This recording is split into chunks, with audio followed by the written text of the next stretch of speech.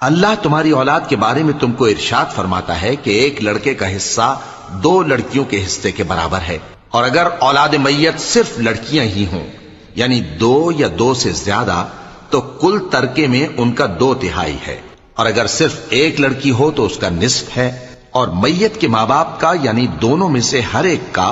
तरके में 6ठा हिस्सा है, बशर्ते के मैयत की औलाद हो। और अगर औलाद न हो और सिर्फ माँ बाप ही उसके वारिस हों तो 1/3 माँ का हिस्सा है,